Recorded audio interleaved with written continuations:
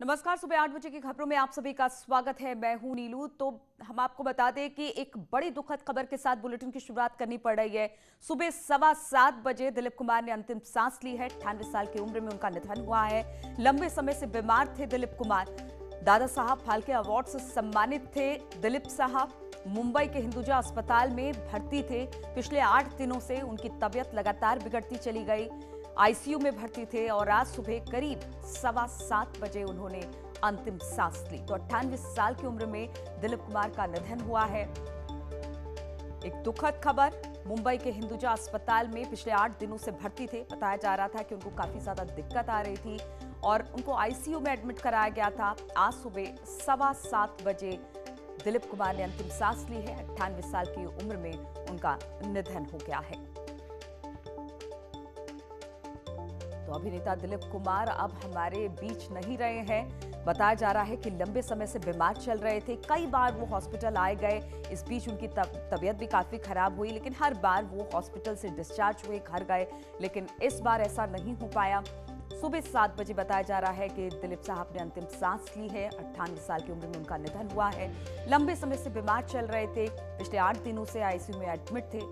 दादा साहब फाल्के पुरस्कार से सम्मानित हैं और दिलीप साहब को कौन नहीं चाहता है। कहते हैं कि सबसे पहला सुपरस्टार कोई था तो वो दिलीप कुमार थे और दिलीप कुमार को ही फॉलो करते हुए फिल्म इंडस्ट्री में कई हीरो आए और आज भी उनको सभी लोग इस तरह से याद करते हैं कि जो एक्टिंग वो करते थे बड़े नेचुरल तरीके से, जो लोगों के दिल तक घर कर जाता था।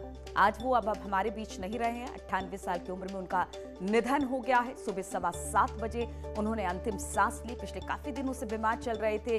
लगातार हॉस्पिटल बीच बीच में उनकी तबीयत बिगड़ती थी। हॉस्पिटल में एडमिट होते थे। बातचीत करने के लिए प्रशांत पांडे इस वक्त मुंबई से जुड़ गए हैं। प्रशांत, एक बहुत बड़ी क्षति, एक बहुत बड़ा सुपरस्टार अब हमारे बीच नहीं रहा। जी बिल्कुल। देखिए, ये नुकसान जो इंडस्ट्री को मिला, इसकी भरपाई कर पाना इम्पॉसिबल है, मुश्किल ही नहीं, इम्पॉसिबल है। और हमने कई बार देखा कि दिलीप साहब की तबीयत बीच बीच में नसार होती थी, लेकिन वो अस्पताल से डिस्चार्ज होकर के घर आते थे। और बीच बीच में हमने ये भी देखा कि जब भी तबीयत से संबंधित कोई दिक्कत आती थी तो अस्पताल में जब भर्ती होते थे तो उनकी जो वाइफ है वो जो है व्हाट्सएप के जरिए या फिर उनके जो ट्विटर हैंडल के जरिए सारे इंफॉर्मेशन दिया करती थी। सांस लेने में उन्हें पहले से दिक्कत होती थी और यही वजह है कि लगातार हमने देखा कि पिछले कुछ महीनों से लगातार वो अस्पताल में भर्ती होते थे, बाद में उन्हें अस्पताल से डिस्चार्ज किया जाता था। इन तमाम चीजों को देखने को मिल रहा था, लेकिन आज सवेरे 7:30 बजे जो है उन्होंने अंतिम सांस ली है। ये बहुत बड़ा नुकसान है इंडस्ट्री का। हमें भी पता है कि उनकी जगह अब कोई नहीं ले सकता है, लेकिन अब धीरे धीरे जो है जो अंतिम विधि की जो प्रक्रिया है उसे अंजाम दिया जाएगा। आज मुंबई के सांता क्रूज इलाके में जो कब्रिस्तान है वहां पर उनकी अंतिम विदाई, अंतिम जो दर्शन है वो सारी प्रक्रिया को अंजाम दिया जाएगा। बिल्कुल प्रशांत, अगर दिलीप कुमार की बात की जाए तो अपने आप में एक कह सकते हैं कि पूरा का पूरा इंस्टीट्यूट था। चाहे वो अमिताभ बच्चन हो या शाहरुख खान हो, लेकिन अगर पहले सुपरस्टार अगर किसी को कहा गया तो वो दिलीप कुमार थे। और कहा क्या गया, वो अपने अंतिम दौर में भी सुपरस्टार रहे और लोग उन्हीं को फॉलो करते करते फिल्म इंडस्ट्री में दाखिल हुए। जी बिल्कुल। देखिए, इसमें कोई दो राय नहीं है। दिलीप दा की जो जगह है, हालांकि इंडस्ट्री से जुड़े कई बड़े सुपरस्टार हैं जिनसे हमारी बात हुई, उनका साफ तौर पर कहना है कि इस नुकसान की भरपाई कुछ नहीं है। और दिलीप दा के जो शुरुआती दौर में जो पिक्चरें थे उन्हें लोग याद करते हैं आज ही। हालांकि पिछले कुछ दिनों से या कि पिछले कई महीनों से हम कहें कि उनकी तबीयत जो है बार बार खराब होती थी। मुंबई के हिंदुजा हॉस्पिटल में उन्हें भर्ती कराया जाता था। डॉक्टरों की जो प्रॉपर टीम है उन्हें हैंडल करती थी और हर बार दवाइयां जो है उनके बॉडी के लिए जो है सूट करती थी, बॉडी रिस्पॉन्स करती थी। और यही वजह है कि दिलीप दा जो है अस्पताल से डिस्चार्ज होकर अपने घर पर स्वस्थ होकर जाते थे। लेकिन अभी का जो ये आलम है कि पूरा इंडस्ट्री जो है इस वक्त उनके यादों में है। और ये बात छुपी नहीं है कि इनकी जगह भरपाई कर पाना बहुत ही मुश्किल होगा इंडस्ट्री के लिए। कि इंस्टीट्यूट जो आप कह रहे हैं अपने आप में, वो बिल्कुल, उसमें कोई दो राय नहीं है। बहरहाल जिस तरह से मैंने कहा कि अंतिम विधि को अंजाम दिया जाएगा और जिस तरह से मुंबई और महाराष्ट्र में कोविड के जो गाइडलाइंस हैं उसे भी जरूर फॉलो किया जाएगा, उसे भी ध्यान ठीक है दिया जाएगा। प्रशांत, आप हमारे साथ बने रहिए, आपसे बातचीत होती रहेगी। अभिनेता अरुण बख्शी साहब भी इस वक्त हमारे साथ जुड़ गए हैं। अरुण जी, खबर आपको भी मिली होगी, बेहद दुखद समाचार। एक बड़ा स्टार, एक सुपरस्टार, अपने आप में इंस्टीट्यूट, अब वो हमारे बीच में नहीं रहे हैं। कैसे याद करते हैं उनको? देखिए, मुझे ऐसा लग रहा है कि जैसे हम अनाथ हो गए। हमारे सर के ऊपर हमारे फादर, बड़ा भाई, मैंने उनके साथ 2 फिल्में की हैं। I've done 2 films with him, और सब यादें सामने आ रही हैं। मैं इससे ज्यादा कुछ बोल नहीं पाऊंगा। We have lost our father. बिल्कुल अरुण जी, ये बहुत दुखद क्षण, और जिन्होंने उनके साथ काम किया, क्या जो उनके फैंस हैं वो भी उनके लिए बहुत दुख की घड़ी है। लेकिन आप कहते थे, दिलीप साहब हमेशा लोगों से यही कहते थे कि सीखने की कोई उम्र नहीं होती, आप हमेशा सीखते हो और बड़ी ईमानदारी के साथ आप उस काम को करते हो। आपका कुछ अनुभव जो उनके साथ रहा, उनसे बातचीत, आपने जिस तरह से बताया 2 फिल्मों में आपने काम किया है, कुछ अगर साझा कर पाए हमसे तो। उनको देखते रहना ही एक he was a huge volume, बहुत बड़े वॉल्यूम थे वो, और किताब थी वो। उनसे सीखना, उनको देखते रहना, उनकी फिल्में देखते रहना।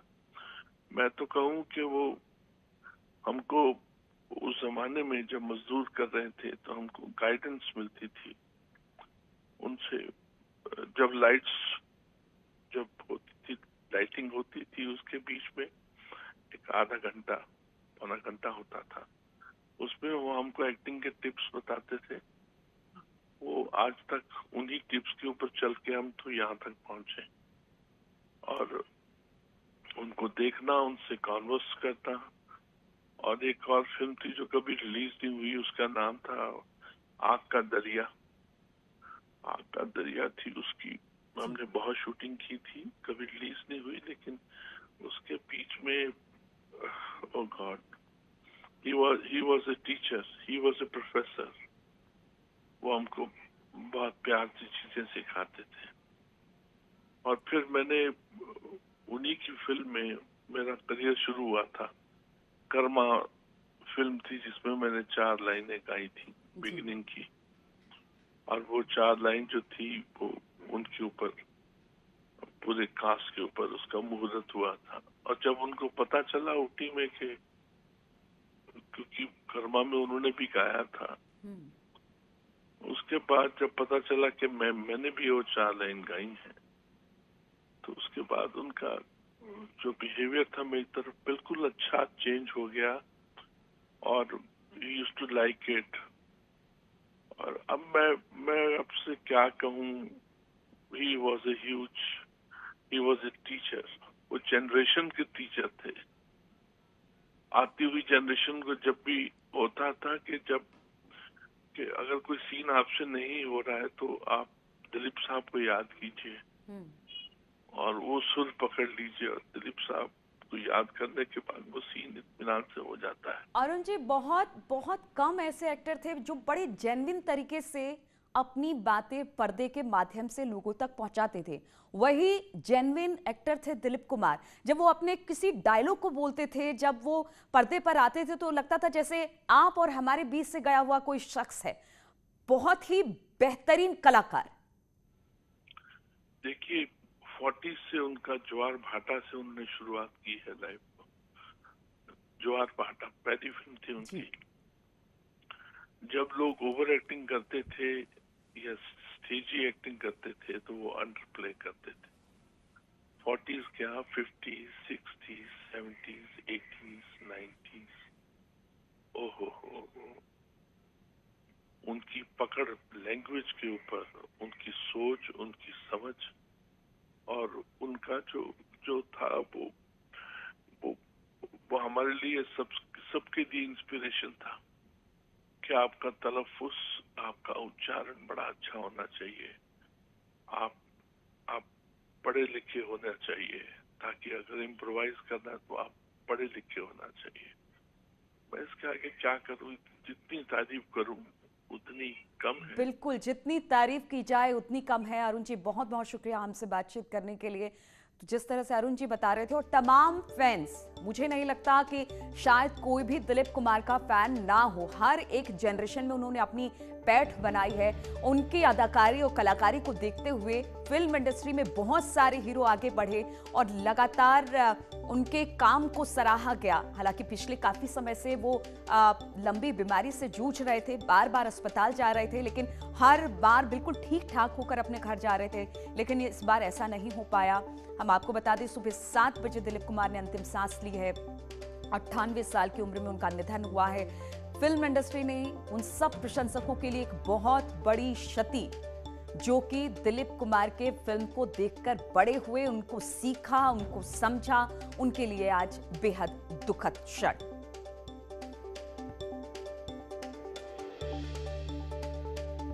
तो आज सुबह एक बुरी खबर आई। दिलीप कुमार हमारे बीच नहीं रहे। लंबे बीमारी के बाद उनका निधन हुआ है। मुंबई के हिंदुजा अस्पताल में पिछले 8 दिनों से भर्ती थे, आईसीयू में भर्ती थे और बताया ये जा रहा है कि आज सुबह 7:15 बजे के आसपास उन्होंने अंतिम सांस ली है। कई फिल्मों में उन्होंने काम किया और सबसे अच्छी बात उनकी कलाकारी की ये थी कि बड़े ही सरल तरीके से वो किसी भी अभिनय को पर्दे पर उतारा करते थे कि लोग अपने आप को उनके साथ कनेक्ट महसूस किया करते थे।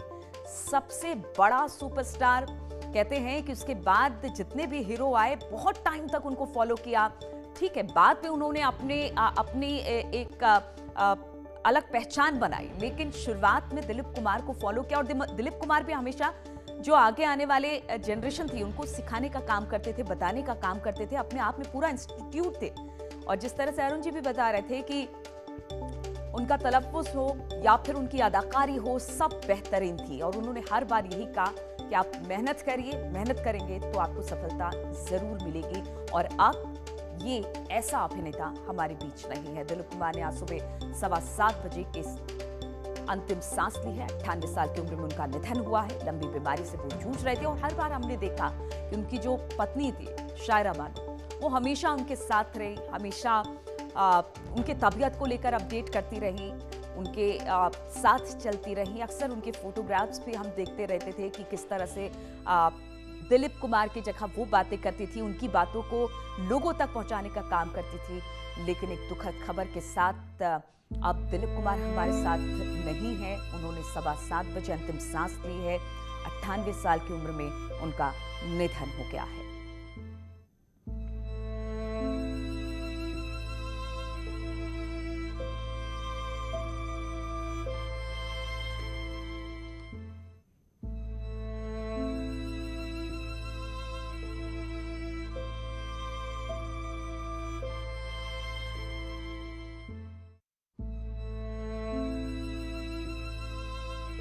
अस्पताल में दिलीप कुमार ने अंतिम सांस ली।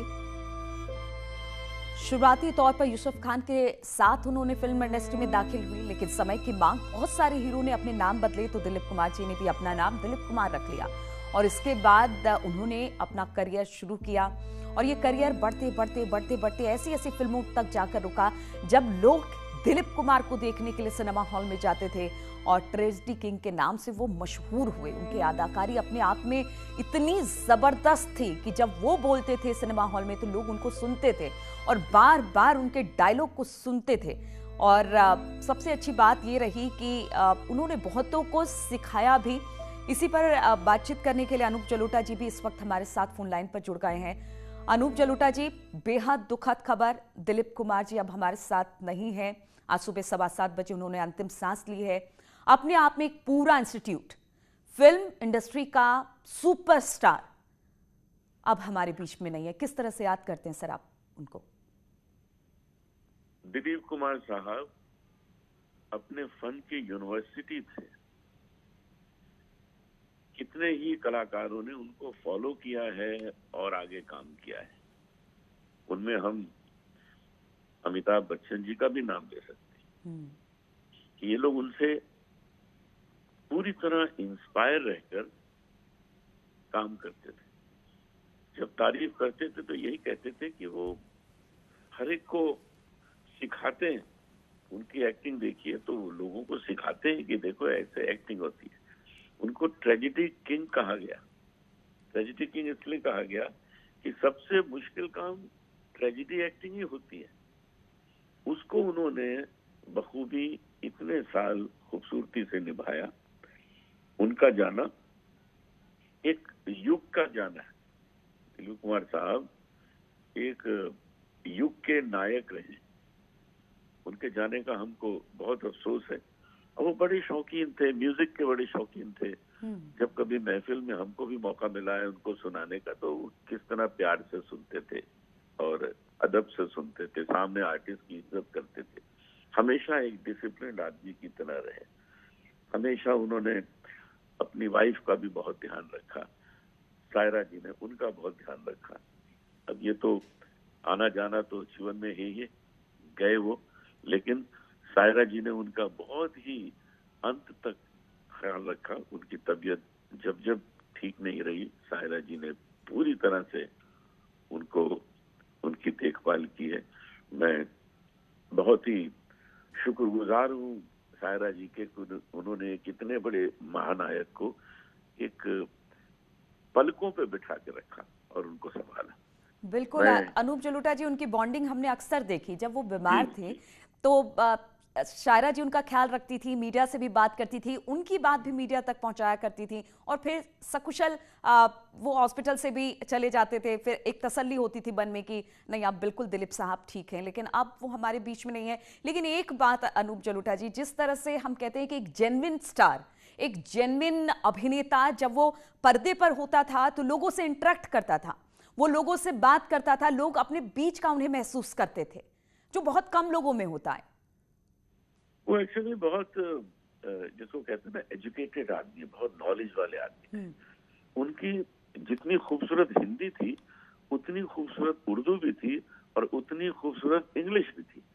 जरा सोचिए, ऐसे लोग आपको कहाँ मिलेंगे जो भाषा पर, हर भाषा में उनका कमांड, वो बोलने लगते थे तो कमाल ही कर देते थे। मुझे वो वाकया याद आ रहा है जब नूरजहां जी आई थी पाकिस्तान से हिंदुस्तान और उन्होंने आशामुख खान हॉल में एक अपना कार्यक्रम किया था और उन्होंने एक ही इच्छा जाहिर की थी, मुझे आके दिलीप कुमार साहब से मिलना है। उन लोगों ने तो साथ में काम भी किया था और जो नूरजहां जी की इंट्रोडक्शन जो दिलीप साहब ने उस दिन स्टेज पे दी है, उसको कोई भूल नहीं सकता। वो शब्दों के जादूगर थे। एक बार उन्होंने लता मंगेशकर जी का इंट्रोडक्शन दिया था, वो भी जग प्रसिद्ध है, ऐसा बोला था। वो तो जादूगर आदमी थे अपने फन के। अब ऐसे लोग थोड़ी आएंगे दोबारा, ऐसे लोग अब नहीं पाएंगे। उनकी वो जो डिसिप्लिन और नॉलेज की झलक अगर सच में कहीं नजर आती है तो वो अमिताभ बच्चन साहब में नजर आती है। और अमिताभ बच्चन साहब सच में उनके शागिर्द जैसे ही हैं।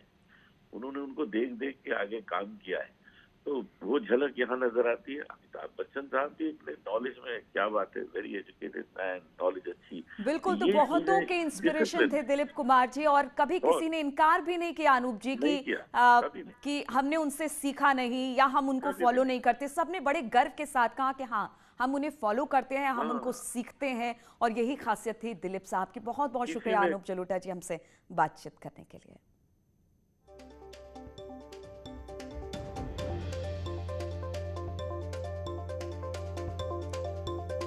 दिलीप कुमार अब हमारे बीच नहीं रहे हैं। सुबह 7:15 बजे उन्होंने अंतिम सांस ली। 98 साल की उम्र में उनका निधन हो गया। और रुकेंगे